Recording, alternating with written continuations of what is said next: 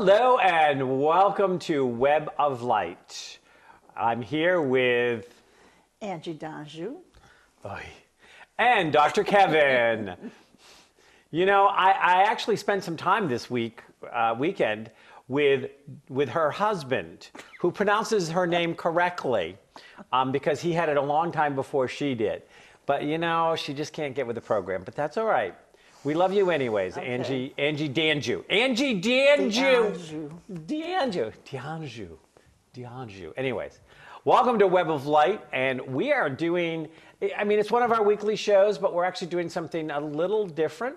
We're going to be doing an astrological view of the election. What's going on? What's going on in Donald Trump's chart, what's going on in Hillary Clinton's chart, what's going on in the election day chart, what's going on in the inauguration chart, what's going on in the country chart.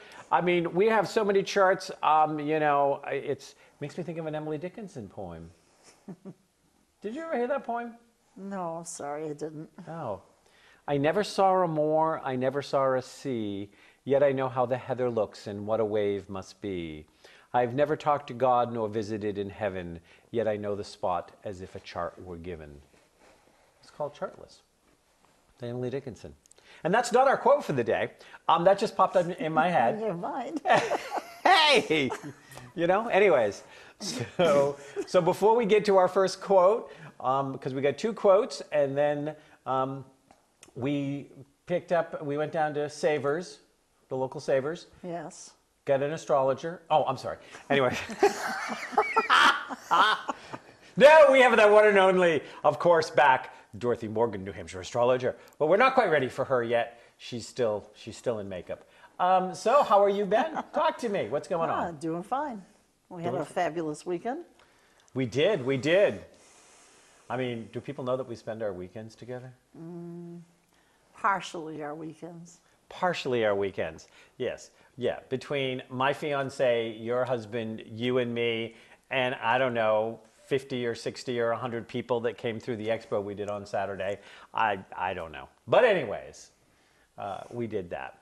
So how are you doing? So tell me about your seed. How was your... That's right, my seed plan. I started to tell you before. Yeah.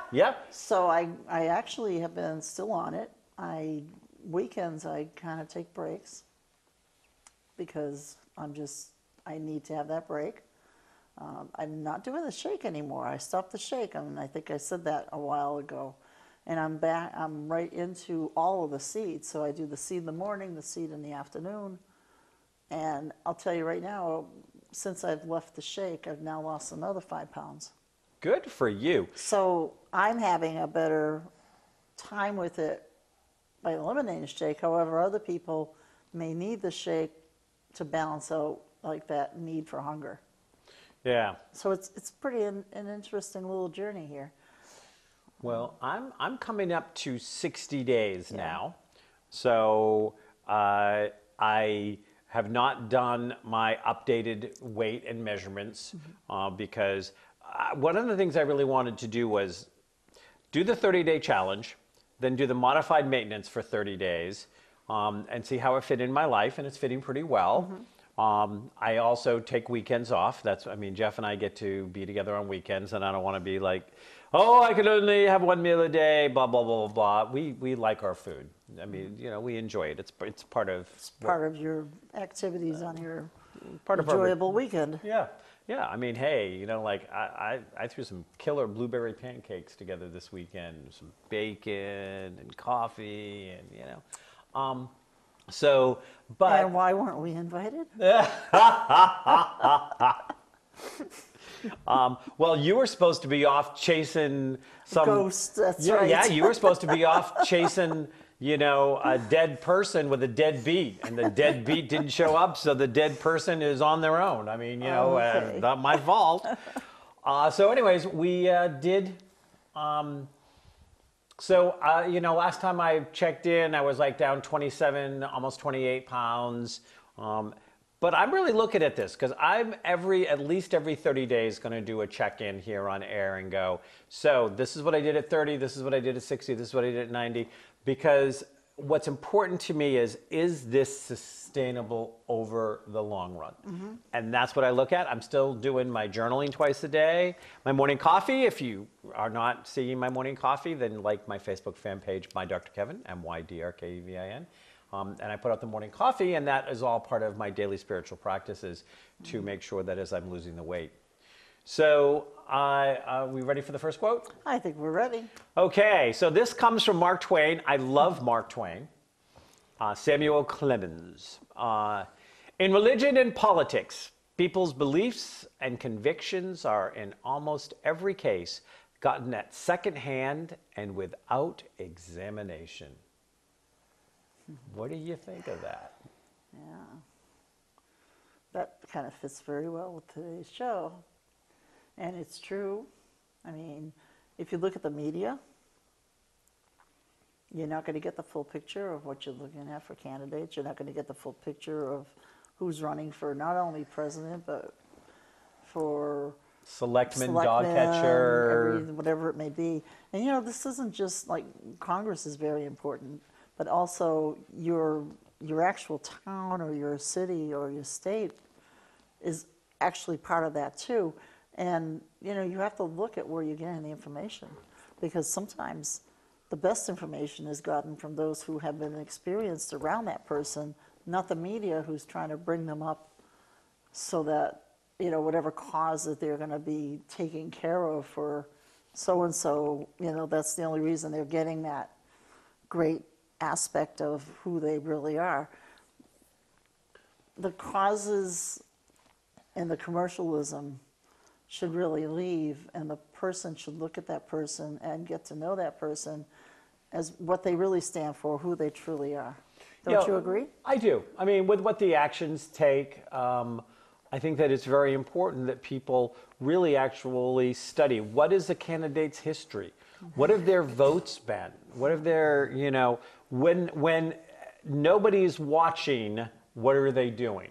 Because in this day and age, you can still find out what they're doing. Now, a few years ago, I did a video that I put out on my birthday as my birthday gift to my viewers, my followers, whatever. You know, depending on the social media, they call them different things. And about 10 things that we needed to do if we want to take back our country. And one of the suggestions that I made, and I still stand by it, is every time something is said that is a lie, and you know, it's easy to take stuff out of context, and I know that there's a whole lot of gray areas, but still, as soon as one candidate or one group, even if they're not associated with the candidate who is the other candidate, you know, tells a lie and puts it out there, you know, I think, I don't know, $100,000 fine, maybe a couple of years in prison. We have to do something. Yeah. The corruption of the media, the corruption of the campaigners, the corruption of both parties. I mean, it's all so corrupt. And the only thing that's going to make a difference is big fines and jail sentences. And I swear, if we started putting out big fines and jail sentences to some of the shenanigans the politicians are doing, and corporate CEOs and all of this stuff, you start throwing people into jail with no easy way out for 5 or 10 years, you fine them, you know, $100,000, $1 million, whatever, depending on the offense, you're going to see this start to clean up. You will start to see it clean up, because that's the only thing they're going to pay attention to. Because as long as they can get away with it. So I know we're doing an election show today to look at all the different charts. I'm going to read one more quote, which is going to lead us to bringing Dorothy on, who's sitting there now. She is fully made up and beautiful and ready to put forth the astrology. But my second quote for today: I have never considered a difference of opinion in politics, in religion, in philosophy as a cause for withdrawing from a friend. And that comes to us from Thomas Jefferson. And I chose this because I literally have people that I cannot talk to until after the election, because they have become so rabid about whoever it is that they are supporting. that I would be afraid to show up without a roll of paper towels to clean up the saliva that they're drooling in their rabid form of, oh, you're an idiot, you can't be my friend, you can't be on my timeline, you can't do this, if you vote for it, or whatever. I'm like, really, our friendship comes down to the fact that it could not survive us having a difference of opinion. Mm-hmm. If our friendship cannot survive us having a difference of opinion, we ain't got a friendship. Somebody said something today about, oh, blah, blah, blah, blah, and I'm going to take these people off my timeline. I'm going to just, whatever. And I typed in, I said, stop threatening me with a good time. That was my comment. Because I've had it. And we go back to the first quote. They're just repeating things that they've not researched. They don't know what they're talking about. Both candidates are having a ton of misrepresented lies. And there are two sets of heads up two sets of dark holes that need to be pulled out because people are repeating things that if their children repeated lies the way they're repeating them, oh, well, I heard it on the National Enquirer, so it must be truth. Hillary has 5 alien children, whatever. So what do you think? Well, it comes down to that same pointer, it's like everybody has their opinion and they should be able to have their opinion. And you're just wasting so much of your energy getting so upset. You have 2 candidates, but a lot of people, you have more than 2 candidates, but a lot of people will look into that and, that's the whole gizmo, but it's not. Again, if you look at the whole projection of the entire thing, it's your congressman, it's your selectmen, it's your whoever is out there in your community, your mayors, your governors. And, everybody has to have their own opinion about these people.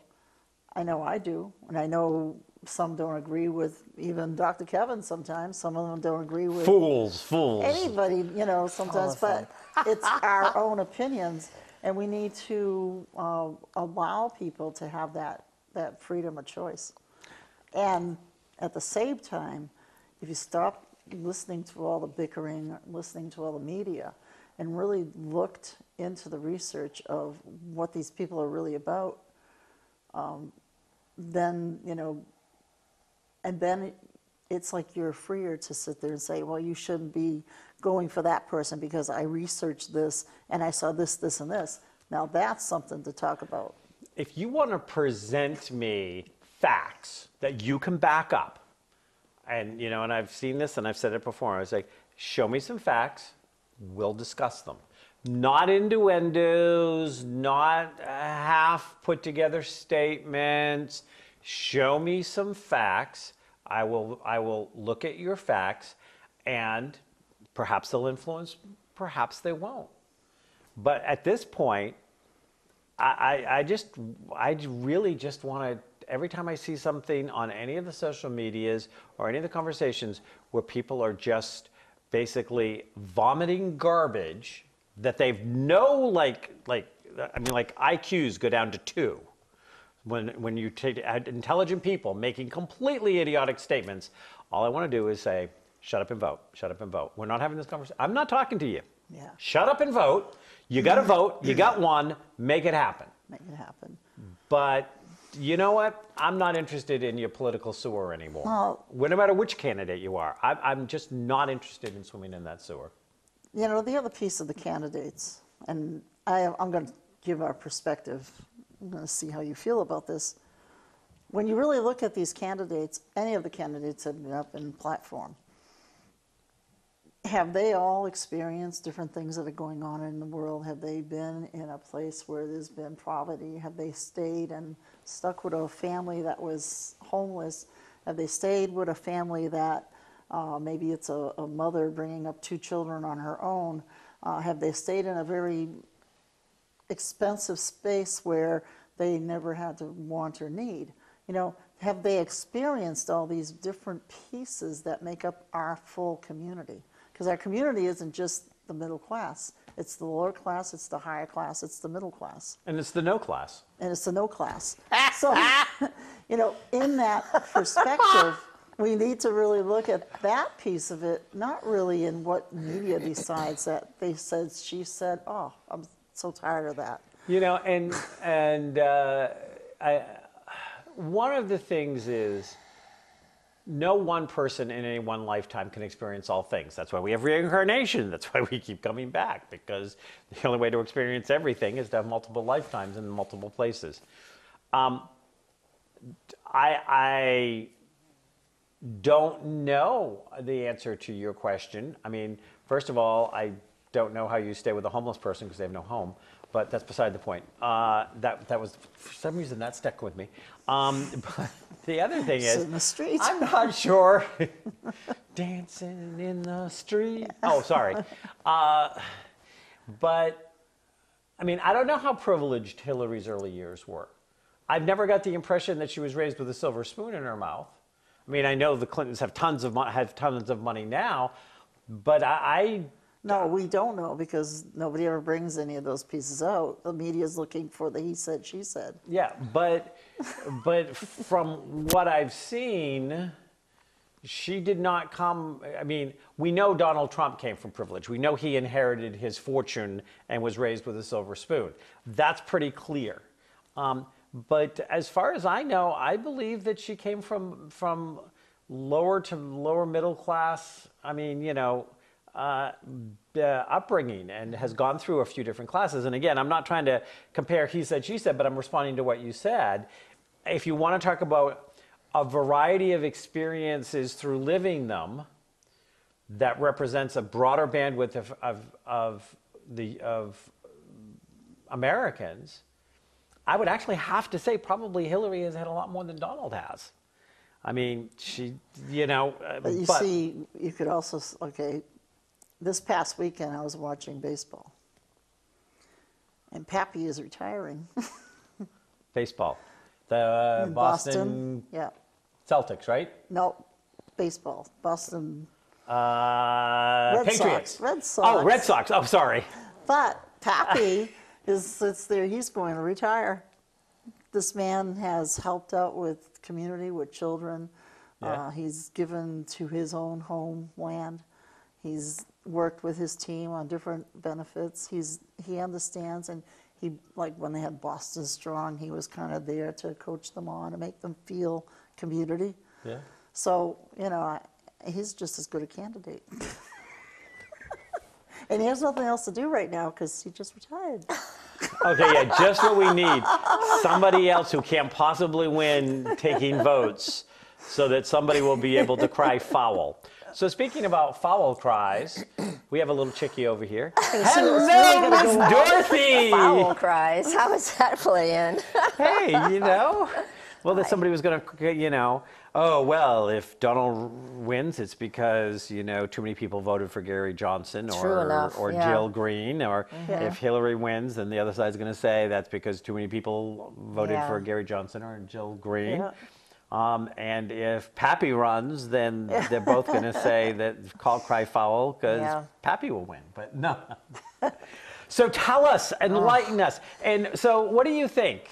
What do you think of the Thomas Jefferson quote? I saved that for a second because I actually wanted you to comment on it and then go into the astrology. Could you read it again? I never consider a difference of opinion in politics, in religion, in philosophy as a cause for withdrawing from a friend. I agree with you. Thomas Jefferson. And I agree with Thomas Jefferson. I agree. I'm very mutable about the whole thing. I don't have too many conversations because people are getting really wound up about it. But they always say things like you have been talking about so far. They say things secondhand, like Mark Twain. I can hear it because I listen to some news, not much, but I listen to some, and then I'll have conversations with certain people, and they get wound up. They get really, really wound up. And basically, I can see the benefits in both of these people in their charts, Donald and Hillary. I could see the benefits and how they would help this country. And then I can also see the flaws. The thing is, we're under a microscope when we're doing something like that, running for president. We're under a microscope, and people are going to exaggerate the good and the bad. And I believe energetically and astrologically, you know, we're ready for this, even though people are like, can we believe this is what it's come to? But I think we're ready for this. I mean, this is, the candidates are showing us pieces of this country, even pieces of ourselves, that we need to examine. So we have the many good, the ways. bad, and the ugly. Absolutely, I know, huh? I know. It's amazing. I mean, there are so many different things. I mean, we have a chart for Hillary, and the most popular consensus is 8 a.m., but we're not sure. And she's a Scorpio, and Scorpio's not necessarily free to give all the information. Not necessarily, and we know what her reputation is, at least as far as what we've seen so far. She holds things close to the chest. She doesn't, you know, have all her cards on the table, because why would you? Okay. This is something that's, you know, it's important to be private and to maintain some of those things. Because the presidency, we never know what's going on. We only know what they want us to know. 10, 15%, maybe. Ever. I know. And so when people feel so certain about their candidate or something somebody has done, unless I've seen somebody do something, I just take it with a grain of salt. That's just how I am. So I agree with you. I don't think friendships should break up over things like this. In my opinion, they shouldn't. I just look at them and I see people spewing some ugly stuff on social media as well, on my feeds, and I'm like, bless you, my child. And I just move on, because I'm not going to let it get a burr under my cap. It's just not going to happen. I don't want it to happen. I can see both sides of things, being a Gemini. Libras are that way at times too, but I could see both sides of it, and so it won't be easy to make a decision. And like you, I think I might just vote for the local people, because that's the big important vote, the local people. And I'll decide when I'm in the voting booth which way I'm going. I don't know. Okay. So I can give you unbiased opinion, maybe. We'll see. So Hillary is a Scorpio. She is a Scorpio, and she has multiple planets in the sign of Scorpio. And in astrology, a little astrology lesson here. In astrology, when you're born, you know, we look out into the solar system, and we look at what's on the eastern horizon, because that's really important. So northeast, south, and west is really important in that circle. And so since she was born what we think is near sunrise, that means everything's in Scorpio. So there was a lot of planets in the zodiac sign of Scorpio. So a ton of stuff. Even Mercury, and her Mercury's stationary, because it was going retrograde on the day she was born. So Hillary has, the way she communicates is very precise, extremely thought out.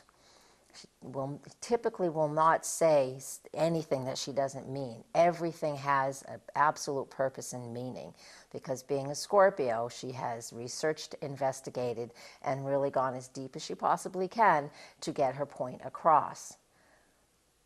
One of the reasons why maybe a whole bunch of emails would disappear. Why would that happen? I don't know. Right? Things happen. And so when there's country secrets, whatever you want to call them, you have to have somebody that's able to Keep them. secrets. Yeah. So there is a positive and a negative side, if you will, for everything that's in a chart. And so with her having Scorpio on the ascendant, Sun, Mercury, Venus, all these different planets in Scorpio, that just means that she is much deeper than we realize.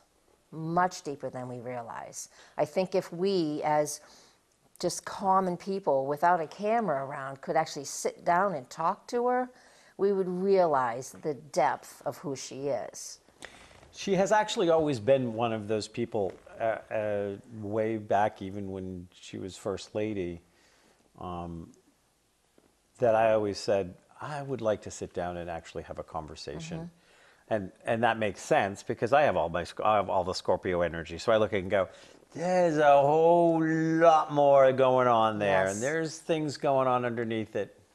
There is. We'll never, ever, if she becomes president, we'll see how it plays out. If she doesn't become president, we will never know how she played it out because she's not going to be one that would do a memoir of. And there will be memoirs of her what's the right word? Unauthorized ones. Because pieces in her birth chart, all of this Scorpio stuff, like I've just said, is very deep and very intense. And there's many other things about it which can be betrayal and secrets and lies. And we know the planets in charge of Scorpio, Mars and Pluto, they're the physical planets, they're the physical things in charge of this energy. And in her chart, this Mercury and Venus, all of this stuff is making a 90-degree angle to Mars and Pluto. So she, through her whole life, has been somebody who has felt and been betrayed multiple times. And we've seen it during her first ladyship, if that's how you would call it. Yes. Yes, and and then her moon's in Pisces, and the moon in Pisces is also someone who has depth, but the boundaries are very unclear. And so, in a nutshell, and sort of in essence, her chart is one of, we're not sure who she is. We're not sure exactly. We have only what we've been shown, 10%, what people think, what we think we know from reports from who knows where, and this is the essence of who she is. Somebody who is somewhat of a mystery. But when people say lies, like you've mentioned earlier, they stick. And then they carry and they get a life of their own. So she has had a life of betrayal and heartache, but she overcomes it every single time.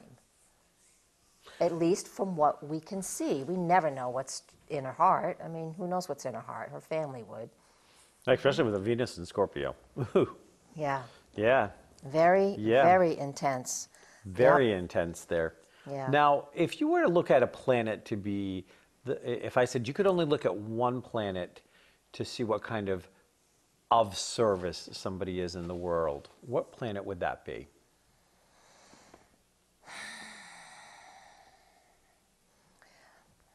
Of service. There's so many different ways to look at service. I'm thinking Service to humanity. service to humanity, that would be Uranus.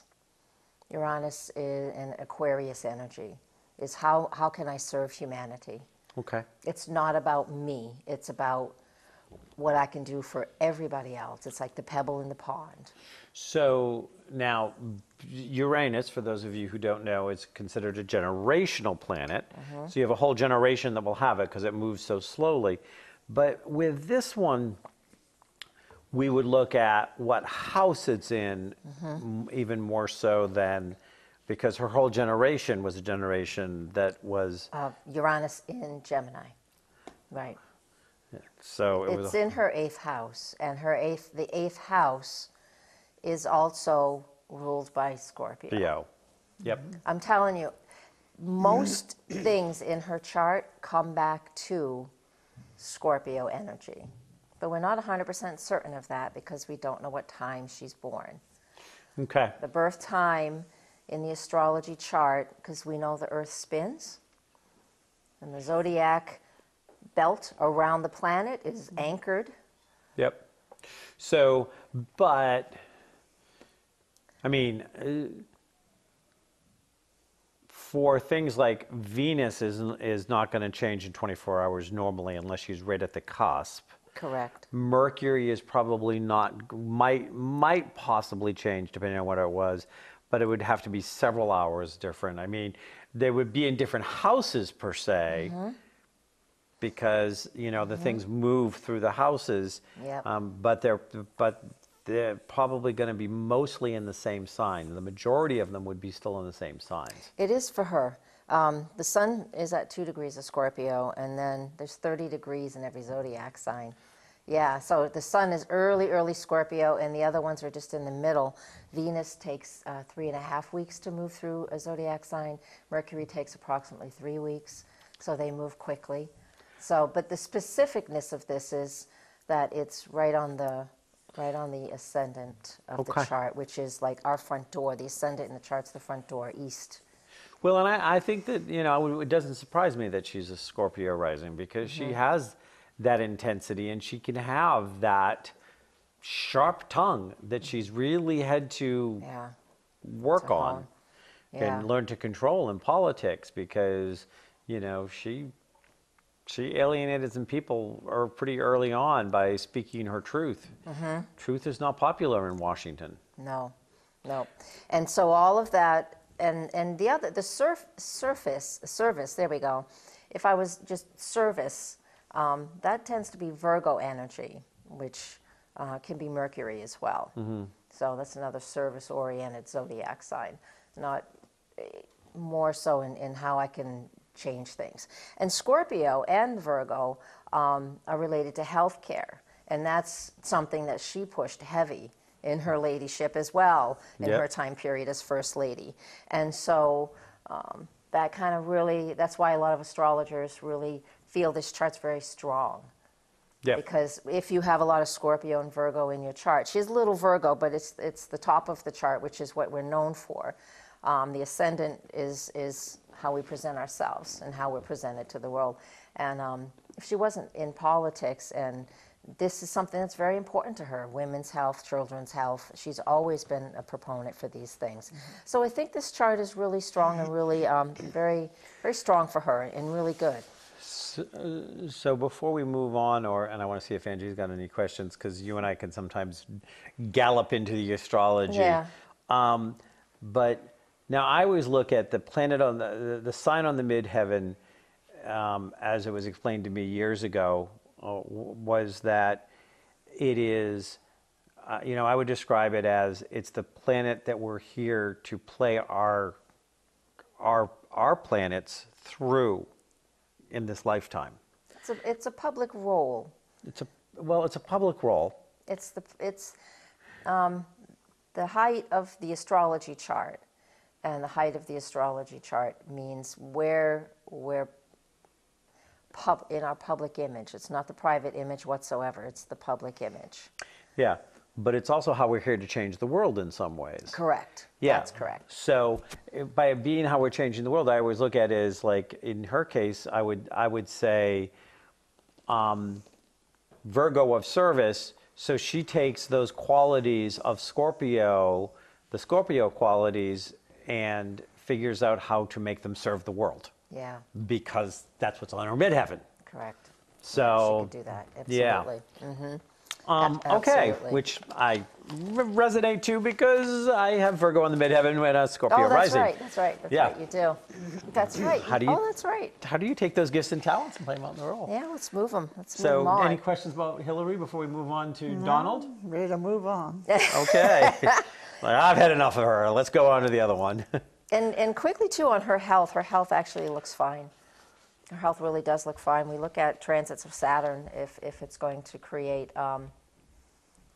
health issues or issues that would really slow us down. So her health actually looks okay.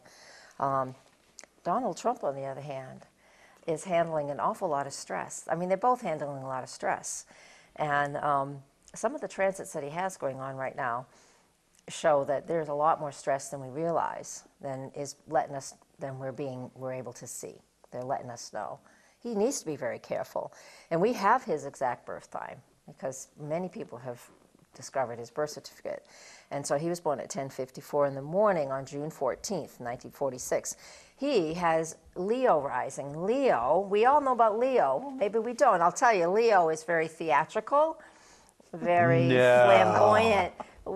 Dr. Kevin, at times, is very Leo, even though he's a Cancer man. So Donald is a Gemini, And he has Taurus on the midheaven, Gemini, and I'll explain all of this. Let me get the astrology piece out. And 29 degrees of Leo rising, and it's like in 55 minutes, and Mars is right on his ascendant. So that creates somebody who he is. So you all know exactly what Leo is now, because just look at Donald Trump and how he behaves. He is flamboyant. He says things that just stir people up and push everybody's buttons because it's getting him attention. He can do the silliest, stupidest thing, and it creates so much attention because that's what he wants, that's who he is, that's how he gets done what he wants to get done. Now, some of that is the combination of the Leo and the Mars. It happens, it's both. Yeah, I was going to say. Oh, fire. You know, it's like fire. It's triple fire right there. Whew, it's just crazy. Because I'd talk to him too. I think that would be a fun conversation. It wouldn't be a deep conversation, but it would be a lot of fun. I would enjoy that. yeah, see, I think I'd find it frustrating. I don't know. We'll see. I think it would be interesting to try. Yeah. Why not? It's a conversation. So, Donald, you can come in anytime now. We're doing your chart if you want to sit down and... Donald Trump is also an eclipse baby, I call him. Okay. He was born just a few minutes before an eclipse, which means when people are born near eclipses, usually within 2 weeks, and we always have a pair of eclipses at a time, right? And sometimes there's 3 or 4 in a row, but this year, in his year, he was born just a couple minutes before an eclipse. And when people are born at eclipses, we're meant to shine and change the world because eclipses are seen. We can see them typically somewhere in the world. You can always see an eclipse. So that means that we're meant to be seen. We're meant to be seen. Seen as what is the question, but... Seen and to do, and what do we value? Donald Trump has Taurus on the midheaven. That Taurus is extreme money, it's values, it's, feeling very grounded and looking like a person who's very grounded. He doesn't look that way at all, which just me. Always see him then, it's not as somebody who's grounded, we see him as somebody who is wealthy. That's Taurus as well. Yep. That's Taurus too. Yep. That is what's going on. Donald has, actually, he and I have an awful lot in common in our charts. Same Sun, same Mercury, Saturn oppositions, Moon conjuncts. It's like we have a lot in common. Where's his Mercury? His Mercury is in Cancer, 8 degrees. Mine's 11. It's like, yeah. Should Ivana be worried? Not at all. I am not his. I am too chunky for him. I don't know. Are you saying that the man does not appreciate a voluptuous woman? That's correct. Oh. He criticizes voluptuous women. Well, from a fat head to a fat body, what can I say? So, Oops, I didn't say that out loud. Was that my out loud voice? So Can we edit that? Oh, yeah, don't bother. I know. So being that he's an eclipse baby, he will draw a lot of attention. Being that he has Mars in Leo, on the Leo ascendant, a lot of attention. Leo has to be careful though, because anybody who's a Leo, if you're not a healthy person, a heart healthy person, if you have a personal planet in Leo, which this is very personal, you can have heart problems. And if you're under too much stress, this is not everybody that's a Leo, but this is if you're not a healthy person or if you're not taking care of certain things, that can happen. You can have that. And he has hard aspects right now to his ascendant and to his Mars. He needs to be careful. Now, can something attack you that you don't have? What does that mean? I don't understand your question.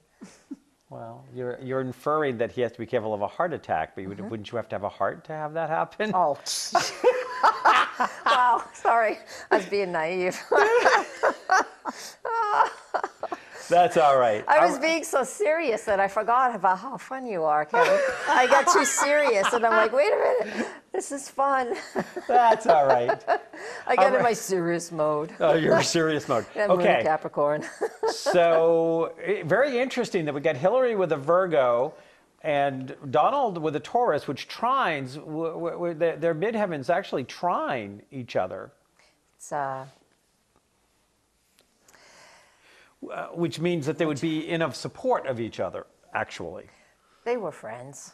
Yeah, I was going to say, there would be, They really should like each other.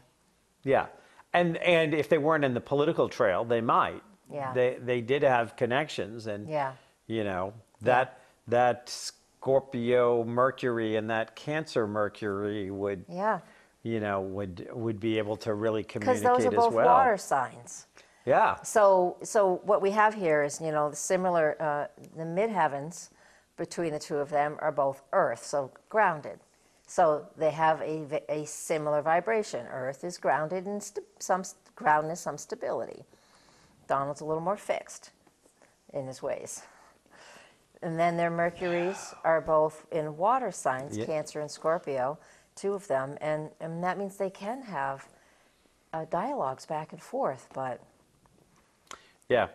Well, it's been a popular myth for a while that Donald is going to do something to completely blow it just before the election, and that this is his gift to Hillary to get her in as president.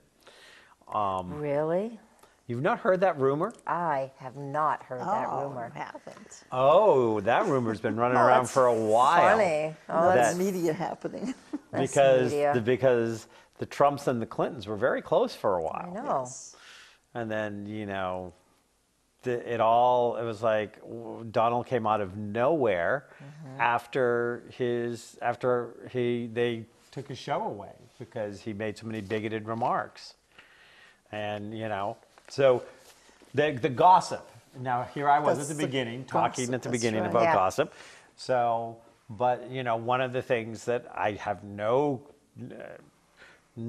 substantiation for Right. at all, just the presentation of the logic Yeah. that Hillary walks out with presidency, he walks out with a show again. Yeah. Oh, I Which is did what he read really that. wants. I did read that. Now that you say that piece, let me talk about the election day. Yeah. We'll just move on.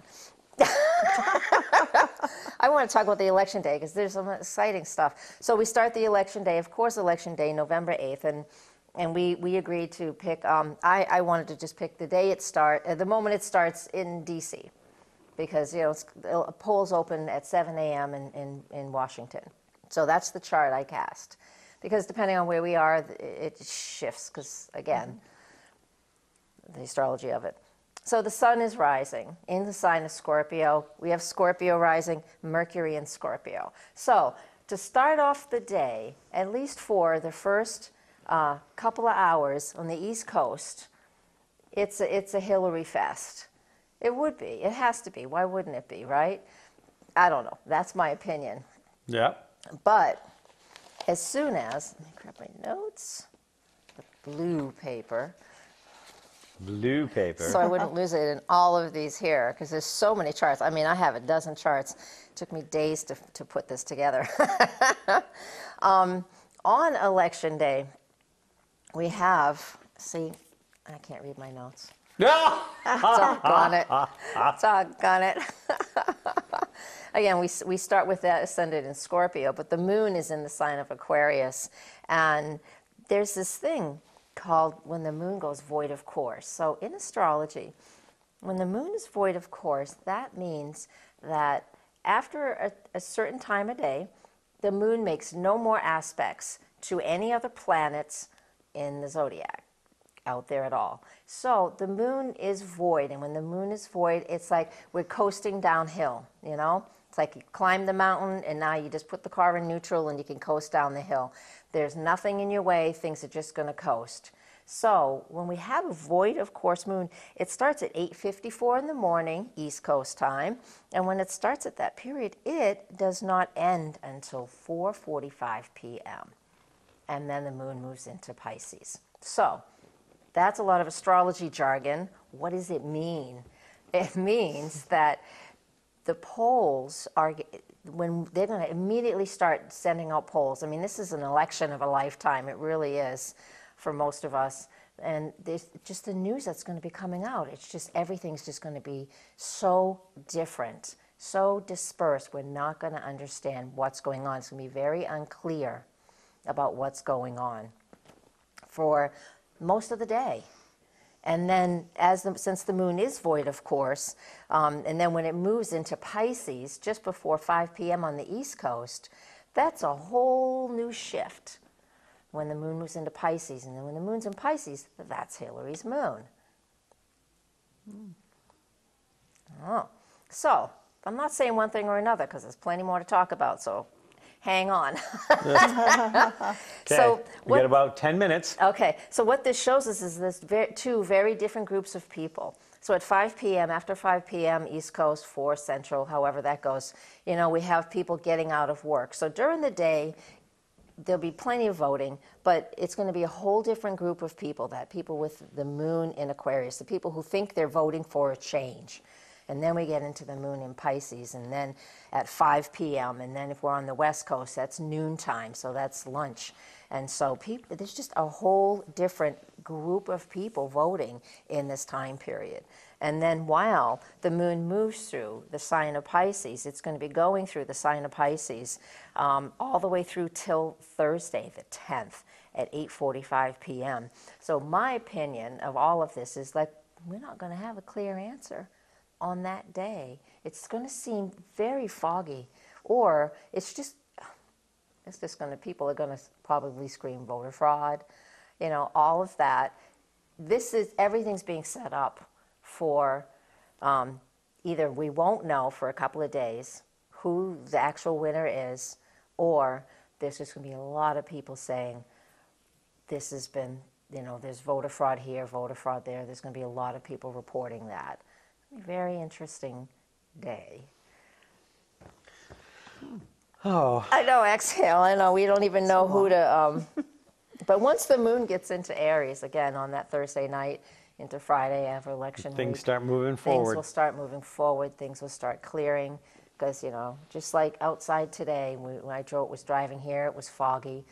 The longer I took, because it's an hour drive, the sun came out and it started clearing the fog, and it was so, I have a feeling that it's going to take a few days at least for this to clear. And if I'm wrong, I'm wrong, but I still think that's how it feels to me. Well, I mean, it's been a while since we've had a clean election. Yeah. There's been contests, there's been, I mean, the last, you know, there's been all sorts of, you know, challenges, and Yeah. there's screams all the time of voter fraud. It's like it's become the new, you know, it's the Yeah. new flag to wave when you're a Yeah. loser. Yeah, pretty much, yeah. So, well, so my goal of vote at 8, get on a plane for Europe at 9, and come back a week later is a good plan. Awesome. That's a good idea. Yeah, that's a really good idea. Yeah, it is. So we do have, there's a lot of unsettling stuff here. We're trying to make some changes. I mean, that's what election's always about, is making changes, but, you know. So I'm curious, and we've got about 5 minutes. So where did Donald's Uranus end up? Because we did the whole that's of service. Oh, Donald, it's in the 10th house of that public place. A public place of Yeah. Capricorn, okay. Yeah, that public place and that's where his sun and his north node are, and that's his life path, his life purpose, because he has it also in Gemini, just like Hillary, because Uranus will stay in that one sign for lots of years, around 8 years. No, 12 or 14. 14. Yeah, about 14, yeah. It takes 82 years to go around, Yeah. times 12, yeah. So it is in that place of service, and it's part of his life path to understand and to be of service to others. Whether we accomplish it well or not is another story, but, Well, you know. and how we're of service to others Yeah. has a lot of discussion points. It does. And then on election day, I mean, for Donald, because I mentioned some positive things for Hillary, and some positive things for Donald is, you know, he's in a Jupiter return, and Jupiter coming back to where it was when you were born is always beneficial, expands your visibility in the world in the sign of Libra, so we're looking for an extreme balance. And then Saturn conjuncts his, Venus conjuncts his moon on that day as well, which is very positive. By inaugural time, Saturn conjuncts his moon. And when on the inauguration day, because I like that day to look at it because that's a specific time, Saturn on somebody's moon is you're getting what you deserve. You're getting what you've been told to do. This is a karmic debt you're paying up on. I mean, we all do that, you know, we all serve the world in some way. We all feel responsible for whether our careers, our families, whatever. And so with Saturn conjunct somebody's moon, this is a period of restriction and duty. Does that mean he's going to be sad and depressed because he lost, and he's watching it on TV and he's not there? Or does it mean the freedoms he enjoys now are going away because he's president? He's not going to get to do the things he does now if he's the president for the next 4 years. So that's why I can't make a decision. Because how do you know? And how did her chart look on inaugural day? On inaugural day, here it is. The moon's in Scorpio on inaugural day. And we've already discussed she has a boatload of things in Scorpio. And on inaugural day, January 20th at noon in DC, she has Venus conjunct her moon. Extremely positive. I swear, they both are winners and they're both losers. Somebody's got to lose and somebody's going to win. They both, in my opinion, the way I see it, they both have, it's equal, it's a 50-50 shot right now. Okay. Oh, well, interesting. You have heard it here on Web of Light from the astrological perspective from New Hampshire astrologer Dorothy Morgan. So we've got some events coming up here. Yes, we do. Do you have any closing thoughts about anything Dorothy had to say? Or are we going to move right into events? We'll move into events. I just wanted to mention one piece. That Be was kind. really, Don't be mad at me. One thing that struck my mind when she was discussing this whole thing is it just makes me reflect on the rumor, again, the media piece, because if they're both in a win-win situation, perhaps, because they do have a strong bond, perhaps they're where they need to be. They are. Just going to say. Yeah. I mean, whatever happens, whether Donald wins the presidency or loses it, he will make it a win. Yeah. He will make it a win. Yep. That's true. And it doesn't matter anyways, because like I've heard many other people say, and I agree 100%, we still go on living our lives. Many of us thought the same thing when it came to many previous presidential elections. And we're still here, and for the most part, we're still doing fine, and we will continue to do fine. This is not going to change my life significantly at this point in time. It might, but you know, we still have our lives to live, and we're still going to go anyways. Okay. All right, let you guys move on. So, Angie, I'll let you do the first Just a event. couple of events coming up. I have the Autumn Full Moon Psychic Fair coming up on October 15th, 9:30 to 6, the Hampton Inn and Suites in Portsmouth, in Exeter, New Hampshire at 59 Portsmouth Ave. And on the same day, I'll be leaving your side because you'll be. I'm going to switch. Okay, this is the beauty of being on the thing with two Geminis. My right hip that's usually attached to Angie at events is going to get attached to Dorothy for this event because on October 15th, Dorothy and I are going to be at Celebrate Samhain. Yes. At the Nashua Courtyard Marriott on 220 Southwood Drive. That celebrates Samhain. This event's been going on for about 15 years. Yes. We had the publicity director of Samhain that was on our show last week, or at some point, depending on when the shows get released. But that's coming up. So you and I will be there. We're both speaking. Yes. I am. I'm talking on moon magic. How to use the moon. And I'm talking on ghosts. Woohoo! Woohoo! And then on October 23rd, We'll have the Web of Light Shaman's Dream Crystal Show at the Holistic Self-Care Center, 12 Murphy Drive in Nashua. And then on the last weekend of the month, Halloween weekend, all three of us on Saturday, Sunday, different days, are going to be at the Shaman's Dream Gifts Psychic Fair at the Fox Run Mall in Newington, New Hampshire. You ladies will be there Sunday. I will be there Saturday. I might be there Sunday too. That's kind of up in the air. 11 to 9 on Saturday and 11 to 6 on Sunday. Every other Wednesday, you can find me up at Leaping Lizards in Portland, Maine. And every Thursday, you can find both Angie and I at Shaman's Dream Gifts in the Fox Run Mall. Every other Wednesday that I'm not, that I'm at Leaping Lizards, you're going to have Dorothy at the Shaman's Dream Gifts. So if you want your astrology done, go to Shaman's Dream Gifts at the Fox Run Mall as well.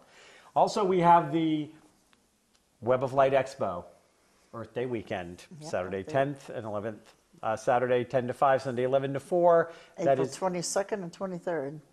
140 vendors, 20 readers, and over 30 speakers. So pay attention. Dorothy will be there. We'll be doing a breakfast morning chat. We won't get into it because we're out of time, but we just want to close today's show. Vote Hillary, vote Donald, but vote. Even though you've heard here on this stage that the little votes affect us more, and I don't disagree with that, I still stand by, you don't get to complain about what goes on to Washington if you haven't voted.